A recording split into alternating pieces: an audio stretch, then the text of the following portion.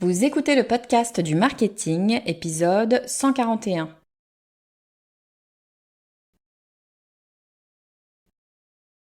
On me demande souvent ce que je ferais si je devais recommencer à zéro aujourd'hui. Qu'est-ce que je ferais en priorité?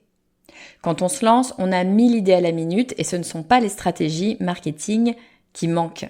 Il y a des centaines de choses qu'on peut mettre en place. Et la vraie question, c'est par quoi je commence? Comment je priorise? Qu'est-ce qui est le plus important et le plus urgent?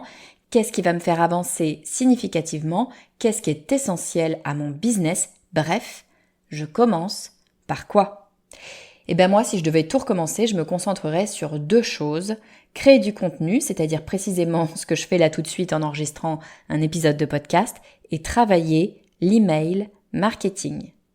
Alors, créer du contenu, c'est pas pour tout le monde, mais si c'est bien fait, c'est une stratégie surpuissante.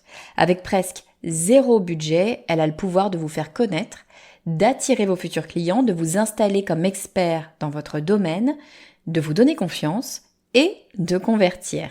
C'est un peu mon dada, vous l'avez compris, et pour tout vous dire, je trouve que cette stratégie est tellement révolutionnaire que je suis en train d'écrire un livre dessus. La sortie n'est pas pour tout de suite, ça prend un peu de temps d'écrire un livre, mais je compte bien vous en parler d'ici quelques mois.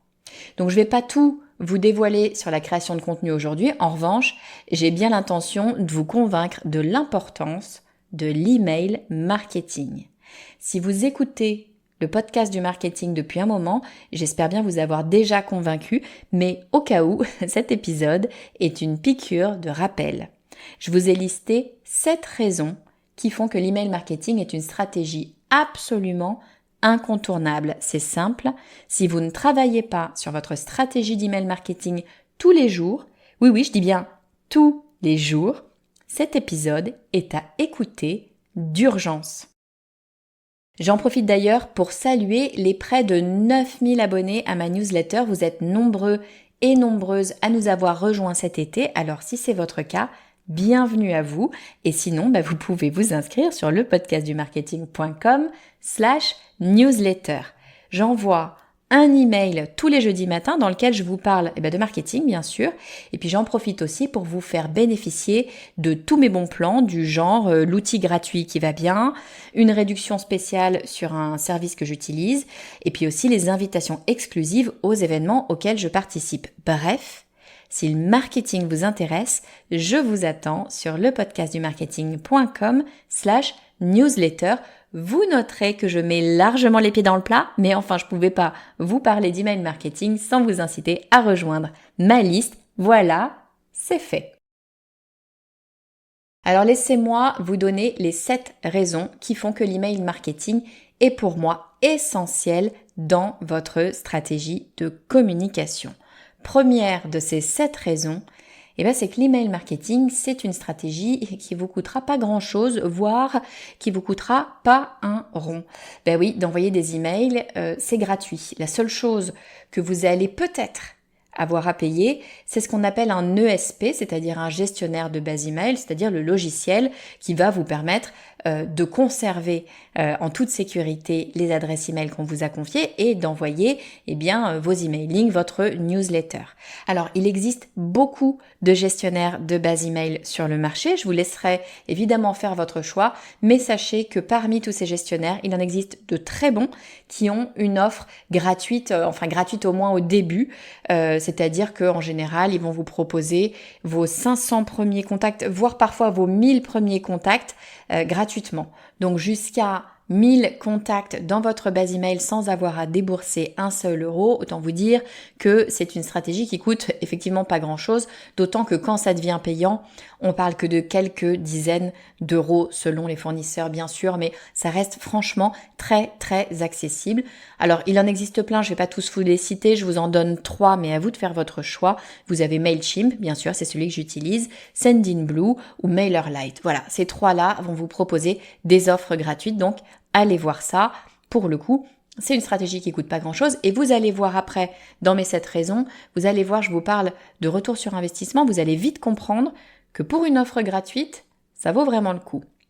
Alors, deuxième raison pour laquelle il faut impérativement que vous travaillez votre stratégie d'email marketing, eh bien, c'est qu'un email, une fois que vous l'avez, eh bien, il est toujours disponible. C'est-à-dire, dès lors qu'une personne vous a donné l'autorisation, ou plutôt vous a demandé de recevoir vos emails, et dès lors qu'elle ne vous enlève pas cette autorisation, c'est-à-dire qu'elle ne clique pas sur unsubscribe, on est d'accord, je ne vous parle pas de la loi RGPD, vous l'avez bien en tête, chaque adresse email que vous avez, vous devez l'avoir reçue du propriétaire de cette adresse qui vous l'a donnée en sachant exactement quel type de contenu vous allez lui envoyer, donc il vous demande de lui envoyer et cette personne a bien évidemment la possibilité de se désinscrire à tout moment sans aucun problème. Donc, tant que cette personne vous donne son autorisation de lui envoyer des emails, eh bien, vous pouvez envoyer des emails quand vous voulez. Vous n'avez pas de contrainte de temps. Et ça semble tout bête comme ça, mais c'est pas le cas du tout de toutes les stratégies de communication. La majorité des stratégies de communication auxquelles vous allez pouvoir penser vont vous demander un certain temps de mise en place, même sur le digital.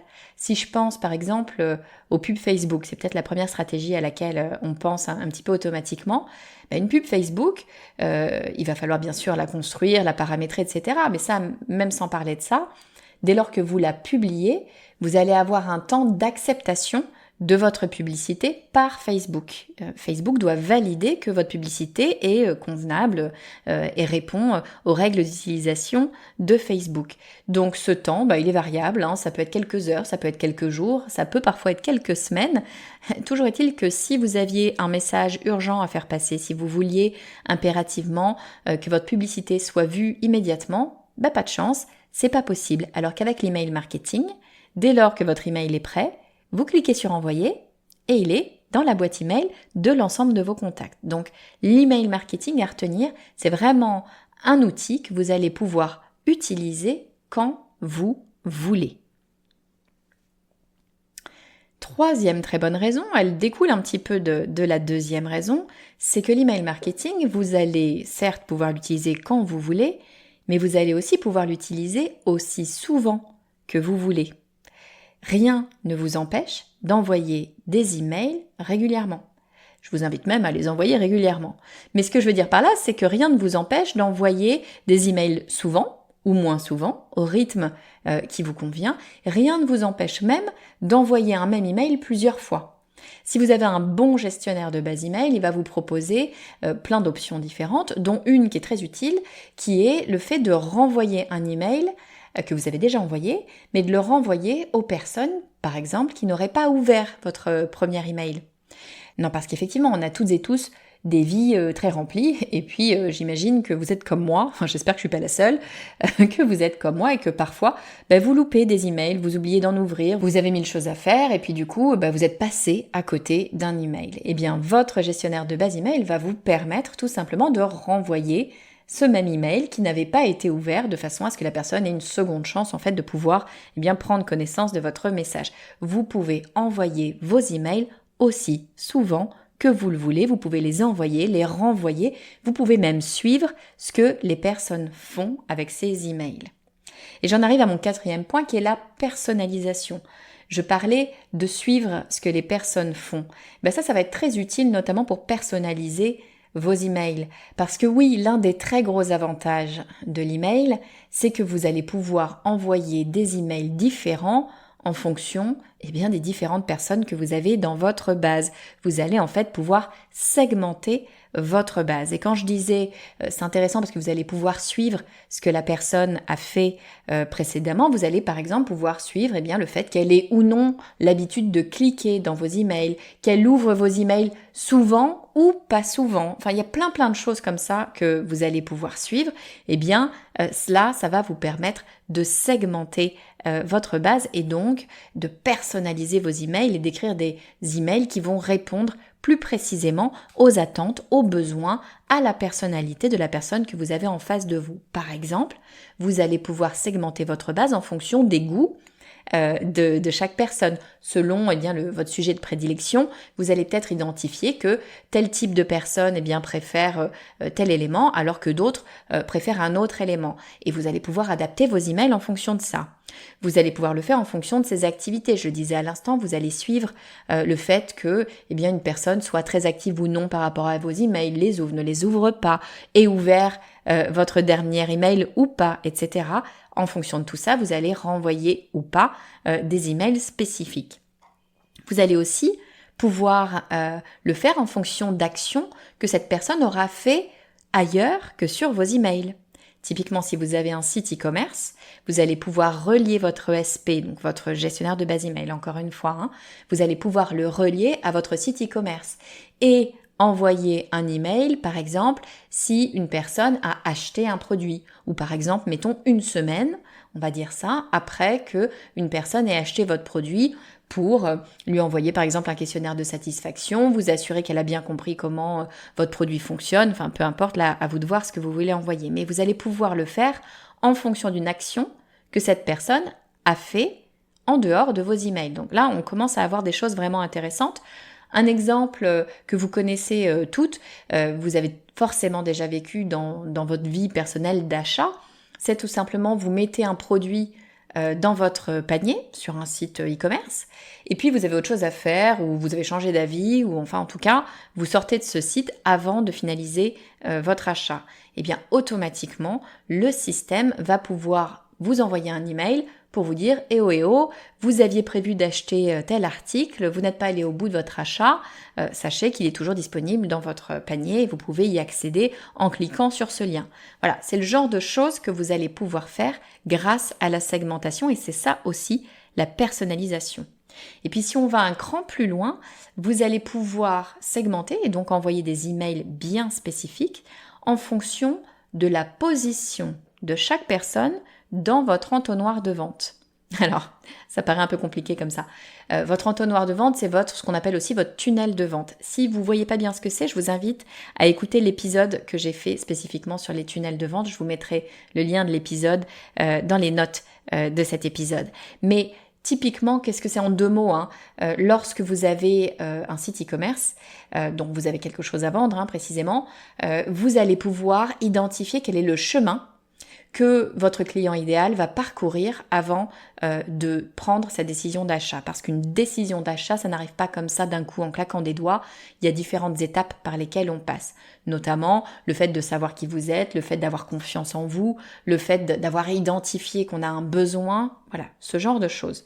Donc vous allez identifier votre entonnoir de vente et vous allez peut-être identifier par exemple qu'il faut d'abord que cette personne voit une publicité que vous avez mise en place, puis ensuite qu'elle vienne sur votre site, ensuite qu'elle s'inscrive peut-être à votre newsletter, ensuite qu'elle ait vu 2 ou 3 emails que vous ayez envoyés pour enfin être prête ou prêt à passer à un acte d'achat.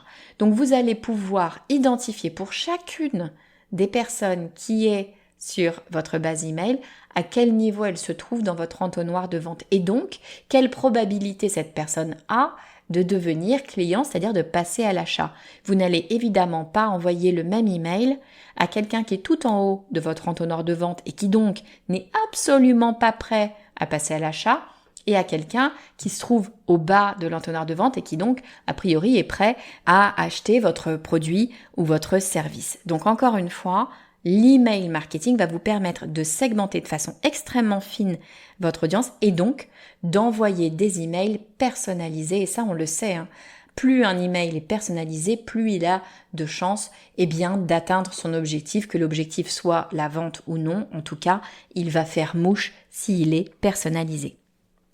5e raison pour laquelle il faut impérativement travailler la stratégie d'email marketing, et vous allez voir que c'est pas des moindres, c'est tout simplement parce que l'email marketing, c'est l'une des stratégies marketing les plus rentables. Vous avez un retour sur investissement qui est absolument phénoménal. On dit que pour 1 euro investi dans sa stratégie d'email marketing, on récupère 40 euros. 40 fois plus que ça mise. Donc c'est vraiment extrêmement intéressant d'un point de vue financier. Certains disent que c'est le média qui a le plus fort retour sur investissement, loin devant la publicité, le SEO et très très loin devant les réseaux sociaux. Donc vraiment, l'email marketing, croyez-moi, c'est impératif de se pencher dessus. En plus de ça, gardez en tête que c'est un média qui est demandé par l'audience.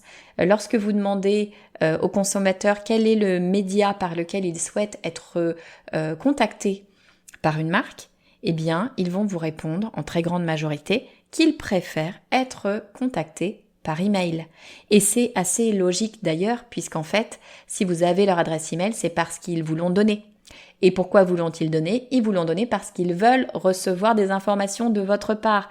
Et si vous êtes une marque, eh bien, ils veulent recevoir des communications de votre part, qu'elles soient commerciales ou non d'ailleurs. Il n'empêche que c'est votre contact, votre potentiel client qui a demandé à ce que vous lui envoyiez ces emails. Donc c'est bien logique que ces emails soient attendus tout simplement.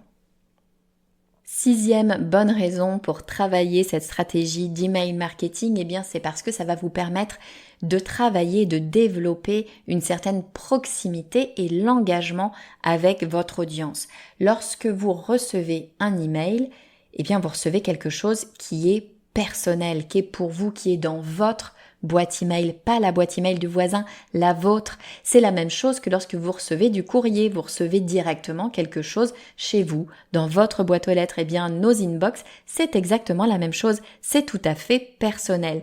Donc, mécaniquement, on crée de la proximité puisqu'on reçoit un message directement pour nous. Si en plus, vous avez écouté mon point 4 et vous avez personnalisé l'email, de fait, vous êtes encore plus proche de la personne. En tout cas, c'est vraiment une très bonne opportunité de parler directement à votre audience, à votre potentiel futur client et puis de créer de l'engagement, de l'inviter à vous répondre parce qu'encore une fois, un email, c'est pas forcément dans un seul sens. La personne a l'option d'appuyer sur répondre et de vous envoyer une réponse directement. C'est assez génial d'ailleurs quand les gens font ça parce que, eh bien, ça prouve qu'ils ont un intérêt direct envers vous et qu'ils se rapprochent d'une position d'achat ou en tout cas que cette notion de confiance, d'interaction, de personnalisation, d'humanisation est véritablement créée. Donc, l'email marketing, c'est vraiment un média qui va vous permettre de travailler ces deux éléments absolument essentiels que sont la proximité et l'engagement. On en arrive à ma 7e excellente raison pour travailler l'email marketing, c'est que l'email, c'est un fabuleux canal de vente. C'est un média qui va vous permettre de convertir. Et pourquoi est-ce que ce média va plus vous permettre de convertir que d'autres ? Eh bien parce que, justement, vous n'aurez pas en permanence cherché à vendre. C'est mon conseil, ne vendez pas à chacun de vos emails, sinon c'est de la pure promotion. Vous revenez à envoyer, eh bien vous savez, le catalogue des hypermarchés qu'on reçoit à la maison avec les promotions dedans. Certains les lisent, je dis pas que personne ne les lit, mais en général, franchement, on les met direct à la poubelle. Bon là, c'est un peu la même chose. Utilisez la loi de Pareto, envoyez 80% de vos emails sur des sujets connexes. En tout cas, n'essayez pas de vendre, informez, donnez des astuces, conseillez, faites ce que vous voulez, mais n'essayez pas de vendre et ne vendez que sur 20% de vos emails. Pourquoi est-ce que vous faites ça ? Parce que les 80%, c'est eux qui vont vous permettre de créer cette fameuse proximité et engagement que vous avez précédemment. Et c'est cette proximité, cet engagement qui vont faire que lorsque vous aurez un email de vente, eh bien la personne va ouvrir l'email, va lire l'email et va cliquer sur l'email. Vous l'aurez habitué sur 80% du temps à ouvrir, lire et cliquer sur vos emails et cette personne aura d'autant plus de probabilité de le faire sur votre email de vente. Alors voilà, je vous résume mes 7 excellentes raisons pour travailler votre email marketing. J'espère qu'au moins maintenant vous êtes convaincus. Première raison, c'est gratuit. Ou si c'est pas gratuit, c'est quasi gratuit. Donc très franchement, il n'y a pas de raison de s'en priver. Deuxième raison, l'email, une fois que vous l'avez, il est toujours disponible. Tant que la personne vous donne son autorisation ou vous laisse l'autorisation de lui envoyer des emails, vous pouvez lui envoyer des emails quand vous voulez. Troisième raison, si vous pouvez les envoyer quand vous voulez, vous pouvez aussi en envoyer autant que vous voulez. Et évidemment, ça coûte pas plus cher puisque de toute façon, ça vous coûte rien. Donc, autant d'emails que vous voulez. Vous pouvez renvoyer le même email ou en envoyer plusieurs différents. 4e bonne raison, et c'est vraiment l'un des gros avantages de l'emailing, ça va vous permettre de personnaliser la relation parce que vous allez pouvoir segmenter votre base, la segmenter en fonction par exemple des goûts de votre audience, de son activité, de ses achats précédents ou pourquoi pas de sa position dans votre entonnoir de vente. 5e très bonne raison, c'est que l'emailing, c'est l'une des stratégies marketing qui a le meilleur retour sur investissement. Pour 1 euro investi, vous allez récupérer en moyenne 40 euros. Donc véritablement, c'est extrêmement rentable. 6e bonne raison, c'est que ça va vous permettre de travailler la proximité et l'engagement. Et si vous travaillez le marketing depuis quelques temps, vous savez, vous ne pouvez pas être passé à côté, vous savez que proximité et engagement, ce sont 2 piliers essentiels pour pouvoir vendre. J'en arrive à ma 7e excellente raison pour travailler l'email marketing, c'est précisément que c'est un excellent canal de vente. Et je vous invite d'ailleurs à ne pas vendre en permanence, surtout pas, parce que c'est comme ça que vous allez créer cette fameuse proximité dont on parlait à l'instant et qui vous permettra de vendre juste après. Voilà, j'espère que cet épisode a fini de vous convaincre de l'intérêt de se pencher sur l'email marketing. Pour développer son email marketing, bien sûr, il y a plein de stratégies, plein de choses à faire, notamment travailler les lead magnets. Je vous mettrai en commentaire de cet épisode le lien vers les différents épisodes qui traitent des lead magnets. J'en ai parlé souvent, mais vous verrez que effectivement, travailler ses emails, travailler la croissance de sa base email, c'est essentiel de nos jours pour développer la croissance de son entreprise. Et puis du coup, je vous le redis une dernière fois, j'ai été bien lourde en intro, je vais être bien lourde en conclusion. Si vous ne faites pas déjà partie des près de 9000 personnes qui reçoivent ma newsletter, je vous invite à le faire. Je vous parlerai toutes les semaines de marketing, je vous donnerai mes bons plans, je vous donnerai mes astuces, mes conseils. Et tout ça, c'est sur le podcast du marketing.com/newsletter. Je vous dis à très vite.